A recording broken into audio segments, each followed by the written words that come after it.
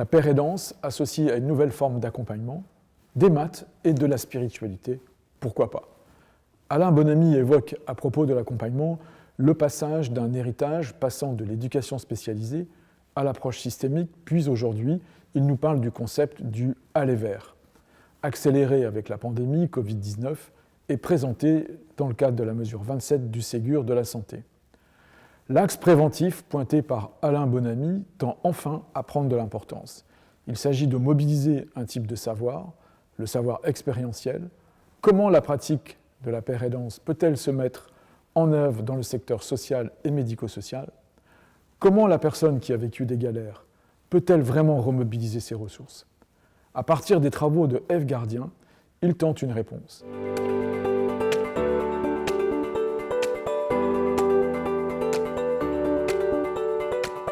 Nous allons donc donner la parole tout de suite à Alain Bonamy.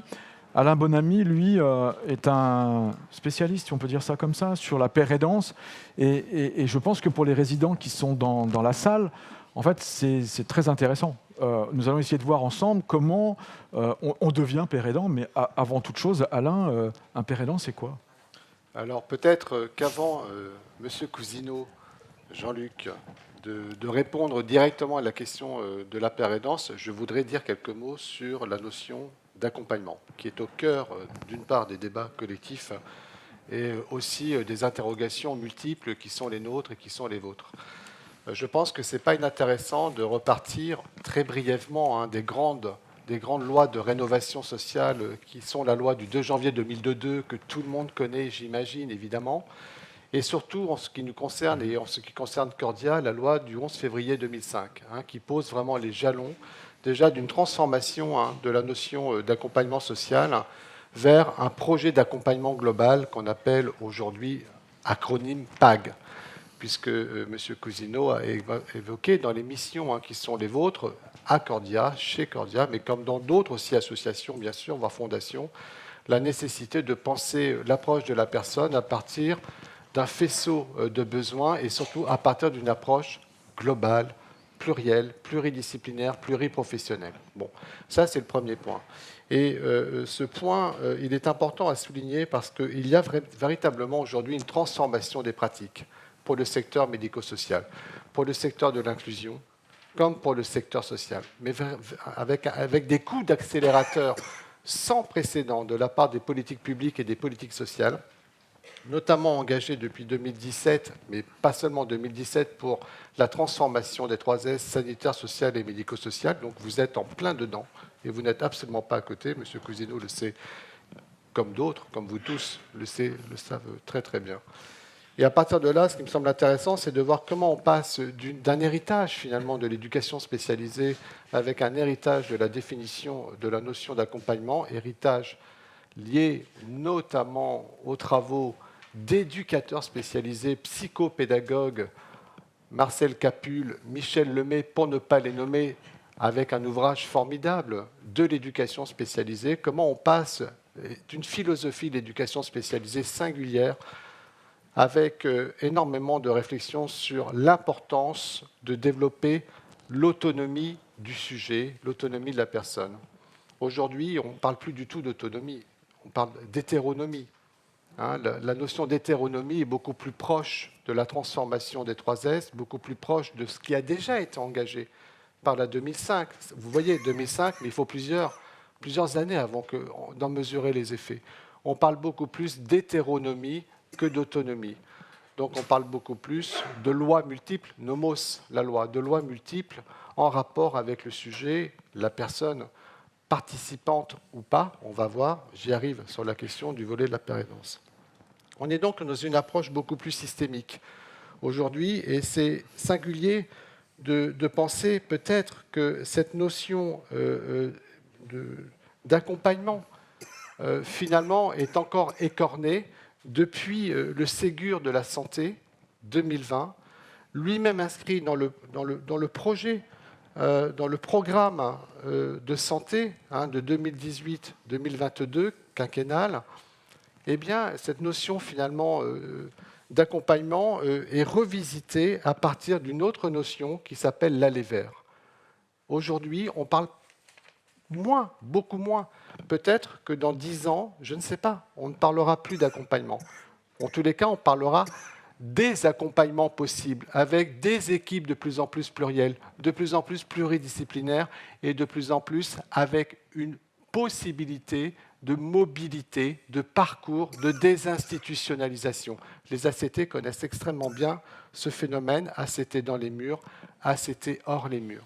Et c'est très intéressant de voir comment finalement la mesure 27, que je connais puisque je la travaille par ailleurs en lien avec la paire aidance, la mesure 27, aller vers du Ségur de la santé, nous invite, donc je vous invite à découvrir la mesure 27 du Ségur de la santé. C'est récent puisque c'est lié aussi à la crise Covid, pandémie. Donc de la crise Covid est né notamment le Ségur de la santé, et pas que pour des problèmes de requalification extrêmement importants et de reconnaissance de certaines catégories socio-professionnelles, mais elle met aussi l'accent sur la nécessité de repenser précisément la notion d'accompagnement, de l'élargir et de renforcer un axe totalement préventif et beaucoup moins curatif en lien avec une clinique de l'éducation spécialisée et de l'héritage de Capulet-Lemay. Et cette fois-ci, l'axe il est beaucoup plus préventif et il considère qu'il faut aller que les équipes, les travailleurs sociaux, les formateurs que nous sommes, je m'adresse à Clément Bosquet et aussi à moi-même, aller vers la personne. C'est bien différent le mouvement d'aller vers la personne pour mobiliser peut-être à un moment donné un type de savoir, j'arrive, qui est celui du savoir expérientiel. Ça nous renvoie à une définition d'une mise en perspective possible qui s'appelle la paire aidance. Qu'est-ce que la paire aidance? Voilà. En tous les cas, ce n'est pas un phénomène social nouveau. Si on reprend les travaux de la sociologue rare en France qui travaille sur cette question, qui s'appelle Ève Gardien. Ève Gardien, elle est maître de conférence à Lille. Elle a écrit un ouvrage il y a à peu près 2 ans, en 2019 à peu près, sur la paire aidance, le soutien et l'accompagnement par les pairs, excusez-moi. Voilà. Bon, c'est un phénomène historique, la paire aidance. Il n'y a rien de nouveau sous le soleil. On est tous amenés à développer des pratiques de paire aidance, d'entraide mutuelle, de solidarité face à des problèmes que nous pouvons rencontrer dans la vie. Moi, ce qui m'intéresse, Alain Bonamy, c'est de réfléchir au concept de paire aidance dans un contexte limité d'action, parce que sinon, ce n'est pas possible. Et mon contexte, c'est le sanitaire, le social et le médico-social. Concernant le sanitaire et le médico-social, la paire aidance, c'est la mobilisation des ressources de la personne quand cette personne a connu dans son trajet, dans son parcours, des moments graves de sa vie, en lien avec des processus d'exclusion, en lien avec des maladies, en lien avec des handicaps, polyhandicaps, en lien avec des problèmes ou des problématiques d'addiction, d'alcool, de drogue, etc., etc. Donc, on est extrêmement bien placé à Cordia sur ces problématiques-là. La paire aidance, c'est la mobilisation des ressources de la personne quand cette personne a fait elle-même, pour elle-même, un trajet, ce qui m'intéresse à moi, la façon dont je travaille la paire aidance, a fait un trajet dans les institutions sanitaires, sociales et médico-sociales. Ce sont des personnes, usagers U majuscule, ex-usagers U majuscule, personnes concernées, qui à un moment donné dans leur vie ont eu recours ou ont toujours recours aux institutions, ACT, l'âme, etc., par exemple. Et à partir de là, ce qui va être intéressant, c'est de voir comment ces personnes, elles peuvent mobiliser une expertise de vie. On a dit patient-expert. Elles peuvent mobiliser une expertise de la maladie M majuscule, quelle que soit la maladie qui a été la leur. Et comment elles peuvent la mobiliser dans la relation éducative précisément, ou la relation de soutien et d'accompagnement, dans un contexte qui lui-même a changé, qui se nomme aujourd'hui le contexte de l'intervention sociale, donc c'est aussi important à souligner, pour une relation avec le public et également comme maillage avec les équipes. Et la question qui se pose, c'est qu'est-ce que les pairs aidants ont à nous apprendre précisément, peut-être des compétences qui seraient les leurs concernant la façon dont ils peuvent mobiliser leur propre expérience de la maladie au service de l'aller vers, au service de la relation d'accompagnement mais également au service de l'institution dans laquelle ces pères aidants sont aussi inscrits. Ça veut dire que dans l'équipe d'accompagnement, on peut faire appel à des pères aidants et considérer le père aidant comme faisant partie de l'équipe? Alors, on peut faire appel à un père aidant, mais la père aidance, c'est une pratique. Et si c'est une pratique, ça veut dire qu'il faut qu'elle puisse être définie, cette pratique, et que ça soulève une question toute simple. À quelles conditions la père aidance peut-elle émerger dans une institution sociale ou médico-sociale, et surtout dans un collectif de travail? On peut faire appel à un père aidant, mais on peut faire appel à beaucoup d'usagers qui ne seront pas forcément positionnés dans leur pratique dans une fonction de père aidance. Pourquoi? Parce que le père aidant va faire aussi un travail, un cheminement et un travail sur lui-même pour accéder à un statut, à une fonction de père aidance. Et peut-être que cette personne sera inscrite elle-même dans un processus qui s'appelle le rétablissement, c'est-à-dire un soin actif dans lequel il va prendre part et dans lequel et à partir duquel il va pouvoir mettre ses connaissances, son expertise de vie au service de l'intervention sociale, de la relation d'aide et de soutien, de l'aller vers du public, de l'accompagnement. Les premières expériences de père aidance pour le secteur, je m'arrêterai là, je ne parlerai pas de la père aidance comme fait social, c'est-à-dire comme phénomène sociologique. On n'a pas le temps, et puis ça nous embarquerait trop loin. Mais en tous les cas, pour le secteur, ce qui me semble très pertinent, c'est de voir comment de grosses associations comme les Alcooliques Anonymes, dès 1937 aux États-Unis, de grosses associations comme les Narcotiques Anonymes. Michel Foudrilla parlait du VIH. La père aidance, pour notre secteur sanitaire, social et médico-social, elle vient de là. Elle vient des Alcooliques Anonymes, elle vient des Narcotiques Anonymes avec les autosupports usagers de drogue, dont on parle beaucoup actuellement avec les salles de shoot. Elle vient également du VIH, qui nous ont, dès les années 80, beaucoup appris sur leur propre maladie et sur la façon qu'on pouvait peut-être les aider à aller mieux, à guérir, au-delà, bien sûr, des protocoles de médicaments qui sont importants, scientifiques, et sur lesquels il n'y a rien à dire. Mais ce qui est intéressant à travers ça, c'est de voir que la père aidance est aussi une façon non seulement de mobiliser le savoir, mais d'inclure la personne dans son propre rétablissement. Et là, ce qui me semble intéressant, c'est de voir quel modèle la père aidance peut représenter pour une institution de travail, pour une organisation managériale, pour le propre parcours de la personne à travers son rétablissement, mais également comme effet positif auprès du public à qui elle s'adresse. Alors, dans votre ouvrage, vous parlez de dimension du savoir expérientiel. Ouais, et vous proposez une présentation de Gaudry, en fait. Oui, tout à fait. Donc, vous pouvez nous préciser un peu les 6 dimensions du savoir expérientiel repérées pour un futur père aidant. La définition du savoir expérientiel est une définition difficile à définir. Il faut rester très, très prudent sur les définitions.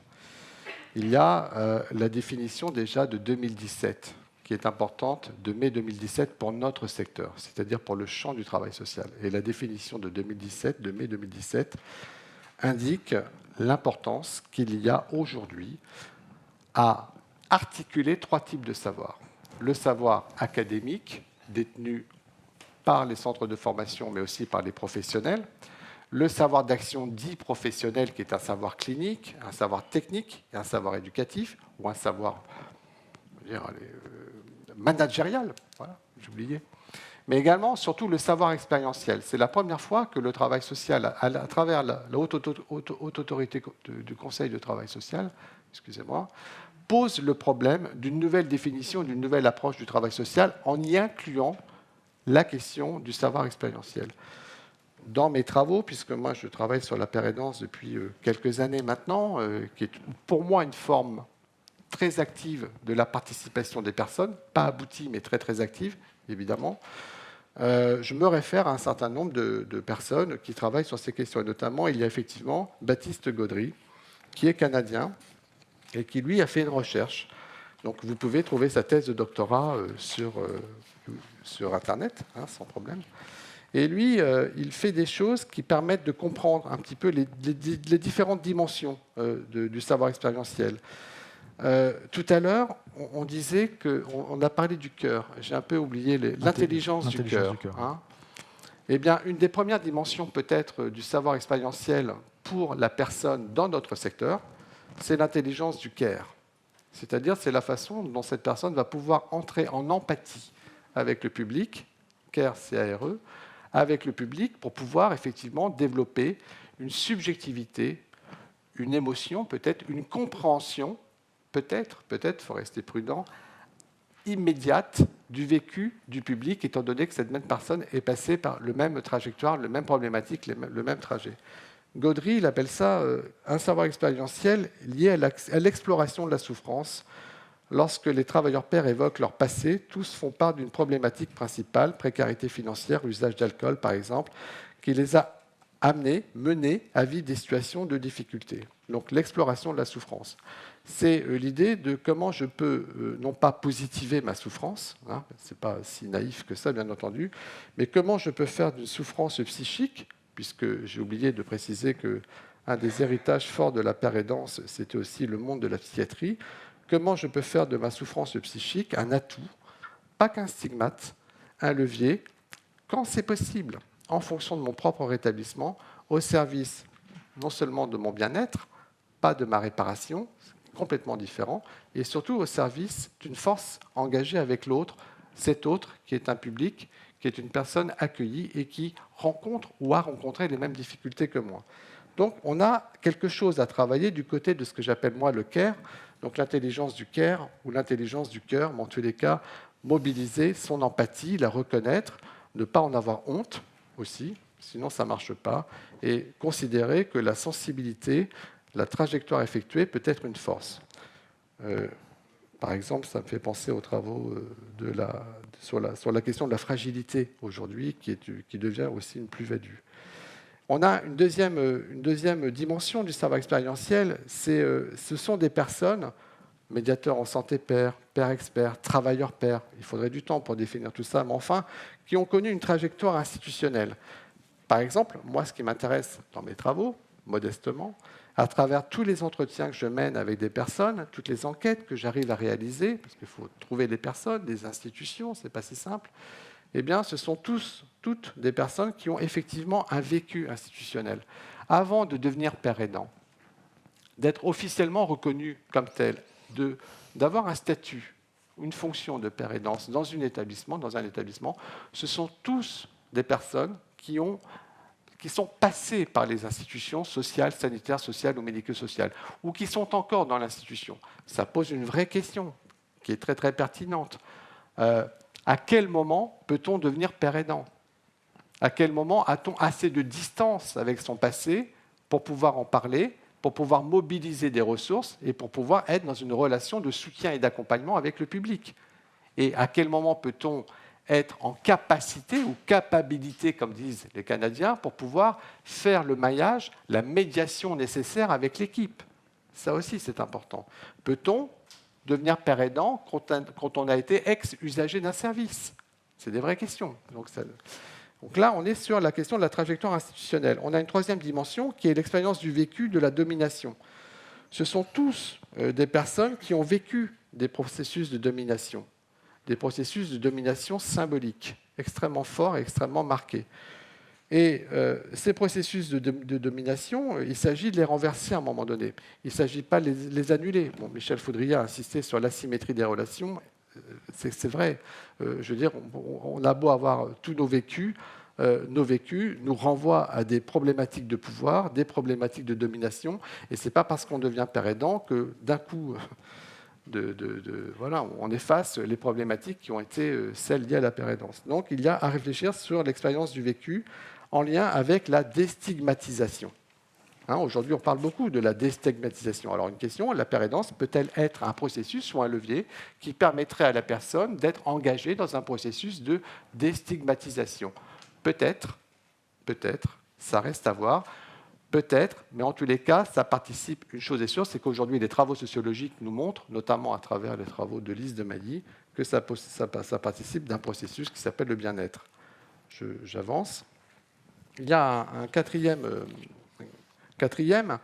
dimension, c'est l'expérience du vécu recouvre une multitude d'autres expériences liées aux conséquences de ce même vécu. Perte d'emploi, pauvreté, logement précaire. la maladie chronique, l'addiction, l'alcool, le VIH, la pauvreté, ce n'est pas qu'une situation unique. Hein. Ça renvoie précisément à la prise en charge globale de la personne et ça renvoie à la multidimensionnalité des problématiques que cette personne a connues. Et enfin, les travailleurs pairs connaissent les services et les ressources locales, banques alimentaires, points d'eau, centres de soins, hébergement. Dans les travaux que je mène, par exemple, les derniers travaux, notamment un article qui est paru dans les cahiers de l'actif, avril-mai, sur l'articulation entre pairs aidants et publics migrants, M majuscule. Ce qui est très intéressant, c'est de voir comment ce public migrant M majuscule, qui est complexe, hein, vraiment complexe, tout simplement parce que les gens ne parlent pas forcément la langue, donc c'est déjà dans l'approche, c'est pas toujours évident, n'ont pas forcément les mêmes coutumes, n'ont pas forcément du tout les mêmes usages et les mêmes pratiques. Voilà. Eh bien, pour autant, ils sont positionnés dans certaines institutions à l'aide de soutien et de formation comme pairs aidants, parce que c'est ce qui va permettre ces personnes-là de rencontrer un public migrant, de parler la langue, de connaître les coutumes, les us, etc. etc. Et enfin, on a un vécu qui permet peut-être de réfléchir, j'en ai déjà parlé, au concept de rétablissement et de se situer vers un mieux-être. Alors le rétablissement, c'est très très important. En France, ça fait débat, hein. C'est pas du tout, ça fait pas consensus, ça fait débat au sein de la psychiatrie déjà. Hein. Tous les psychiatres ne s'accordent pas sur l'importance que pourrait prendre le rétablissement, mais peut-être que dans quelques années, ce concept de rétablissement, c'est-à-dire de participation active, de participation active d'une personne engagée dans un processus de soins, peut-être guérira-t-elle mieux si elle est vraiment considérée comme sujet actif et pas que passif. Donc, bien sûr, ça renvoie historiquement pour nous à quelque chose d'extrêmement important qui est celle de la mise à distance de l'assistanat, de l'assistance et de la domination symbolique entre les sachants et les savants, le corps médical, par exemple, ou le corps des professionnels, que je connais très très bien, donc j'ai aucun a priori pour en parler, et les personnes concernées. Alors ces 6 dimensions sont intéressantes, mais le père aidant aujourd'hui va devenir père aidant, mais ne restera pas père aidant toute sa vie, parce qu'à un moment donné, il va falloir faire le lien entre père aidant et pouvoir d'agir aussi quelque part. C'est-à-dire que je suis père aidant à un moment donné, mais je ne vais pas pouvoir rester père aidant toute ma vie. Et d'ailleurs, ma question, la deuxième aussi, c'est aussi le statut du père aidant. Quelque part, à un moment donné, puisqu'il va intégrer une équipe, il va donc collaborer à ce travail de co-construction d'un accompagnement tel qu'on l'a vu tout à l'heure sur la co-construction telle que Michel nous l'a présenté. Donc le père aidant va avoir un rôle, mais est-ce que c'est un rôle, pour moi, ce n'est pas un rôle continu. Alors, il y a une limite quelque part, en fait. Ouais, alors, il y a plusieurs débats sur la question. Le premier débat, c'est est-on père aidant à vie ? Les personnes que j'interroge, que j'interviewe sous forme d'entretien très, très fin, très subtil, hein, compréhensif, c'est une approche très qualitative. Pour certaines d'entre elles, la père aidance représente un moyen à un moment donné dans leur parcours, dans leur vie, pour se projeter au bout de quelques mois, d'une année, 2 années, 3 années, autrement vers un avenir socio-professionnel différent. La père aidance devient le moyen par lequel ces personnes ont pu aussi prendre le temps, non seulement de se soigner, extrêmement important, rétablissement, mais prendre le temps d'avoir ou de réinstaurer une relation de confiance, extrêmement important, et de considération. C'est sur le problème de la restauration narcissique, qui est extrêmement important dans ce cas de figure. Et puis, ce qui est très intéressant par rapport à ça, c'est qu'elles vont donc se servir de la père aidance comme levier pour ensuite peut-être s'orienter vers, dans les métiers du travail social, selon leur parcours, leur trajectoire, puisque là encore, c'est un groupe hétéronome. Hein. Tous les pères aidants ne se ressemblent absolument pas. Il y a des pères aidants issus de tous les milieux sociaux. C'est très important à préciser. Et les pères aidants peuvent, certains en tous les cas, quitter la père aidance pour, après, se projeter vers un milieu plutôt, notamment du travail social, mais pas exclusivement. Alors justement, et puis, je termine juste là, c'est important, Monsieur Cousineau.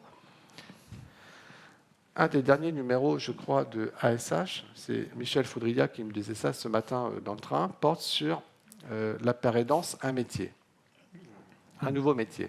Bon, moi, j'ai intitulé mon bouquin Les pères aidants, nouvel acteur du travail social, point d'interrogation. Je cherche à comprendre.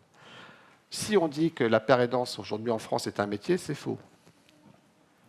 c'est pas grave, mais c'est faux. C'est une bêtise de dire ça, ce n'est pas un métier, puisqu'il n'y a pas de référentiel métier père aidance en France actuellement, certifié comme tel. Ce qui est vrai, c'est qu'il y a des formations universitaires de médiateurs en santé père. Paris 8 Saint-Denis, je crois qu'il y en a une aussi à Marseille. Chez Cordia aussi. Chez Cordia, Oui, bon, voilà, très bien. Et puis à Paris 13 pour la région parisienne. Donc aujourd'hui, il y a des DU, des diplômes universitaires, de niveau licence Master 1, qui dessinent un profil de fonction, voilà, de compétences de père aidant. On ne parle pas encore de métier, à la différence du Canada, où la père aidance est véritablement reconnue comme métier, mais vous le savez mieux que moi, aussi bien que moi, le Canada a 100 ans d'avance sur les problématiques du travail social. Ça ne veut pas dire qu'ils font que des bonnes choses. C'est discutable aussi sur certains points de vue. Bon, bref. Mais en tous les cas, ce qui est intéressant par rapport à ça, c'est que la père aidance peut représenter un moyen, à un moment donné, dans la trajectoire de la personne. D'autres se constituent comme communautés apprenantes, font des véritables communautés de pères aidants. C'est le cas des myopathes. L'association des myopathes en France, ils ont leur propre communauté. C'est le cas des alcooliques anonymes. On ne parle pas de métier, mais on parle vraiment de patients experts. Déjà, patients experts, c'est un degré au-dessus. C'est des gens qualifiés, formés, qui ont vraiment fait de leur maladie M majuscule une expertise de vie, ce qui est encore un peu différent. L'autre question, c'était... C'était le statut, quelque part, puisque le père aidant, et en tant qu'association, nous avons été un peu confrontés à des débats en interne sur la présence d'un médiateur en santé père, rémunéré. Et donc, la question que je vous pose, c'est par rapport au père aidant, puisqu'il va collaborer, travailler, et proposer, etc. Est-ce que... Vous avez un peu répondu, le statut n'existe pas, mais comment se passe sa rémunération éventuelle ? Je n'ai pas dit que le statut n'existait pas, j'ai dit que le métier Le métier, pas. pardon. C'est pas pareil. Le statut existe, la fonction existe. Autant pour moi. Non, mais c'est pas grave. Attendez. Ce qui est intéressant par rapport à ça, c'est une vraie question, et c'est comme ça que je démarre l'article pour les cahiers de l'actif. Quel est le coût de la père aidance ? Combien ça coûte ? Comment on peut chiffrer la père aidance dans une institution ? Vers quelle économie et quelle gestion réelle s'oriente-t-on ? La père aidance a un coût. Mais aujourd'hui, il y a de plus en plus d'associations qui répondent à des appels à projets en lien avec les ARS, où il est question d'installer, d'intégrer des pères aidants dans leur propre fonctionnement. Donc la père aidance a un coût, mais elle est aussi financée aujourd'hui.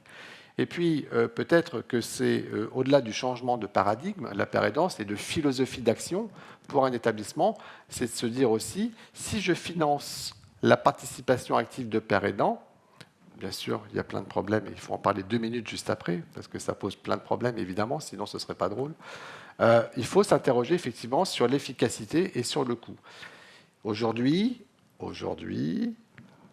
demain, en tous les cas, demain, rapidement, la réforme de l'évaluation 2022, quinquennale, avec un cahier des charges interne et externe, elle arrive, intègre la question du pouvoir d'agir de la personne. Alors cette question du pouvoir d'agir de la personne, elle est reliée à une participation active qui peut aussi être nommée père aidance. Donc là, ce qui se joue par rapport à ça, c'est le coût de la père aidance, le coût économique, le coût psychique et le coût managérial. L'intégration de père aidant dans une institution fait réfléchir, pour moi, au moins à 3 niveaux d'action du réel, de l'institution. Un niveau macro, que j'appelle un niveau macro et politique, puisque ça vient redéfinir le projet d'établissement, ses valeurs, et puis son identité. Ce n'est pas pareil d'écrire un projet d'établissement, de le réactualiser et d'y inscrire la question de la père aidance. Ça vient interroger un deuxième niveau qui est un niveau mezzo, qui est un niveau managérial et organisationnel. Comment un chef de service fait-il pour manager des pères aidants et manager une équipe qui parfois ne connaît pas du tout les pères aidants ? Comment on arrive à jouer de cette mixité-là ? Important quand même, pour valoriser un type de savoir qu'on appelle un savoir expérientiel, l'expertise du vécu, etc. Et enfin, ça vient aussi interroger un troisième niveau qui est celui du parcours de la personne. Mezzo, managérial, micro. Le propre parcours de la personne, son rétablissement. On pourrait même ajouter encore un autre niveau qui est celui de la dimension partenariale, l'environnement du partenariat et du réseau. On voit bien que c'est complexe, puisque la père aidance, ce n'est pas qu'une affaire de la personne, c'est l'affaire du management et du travail en équipe, et c'est l'affaire du politique à travers la redéfinition du projet d'établissement, sa philosophie, ses valeurs, ses principes éthiques.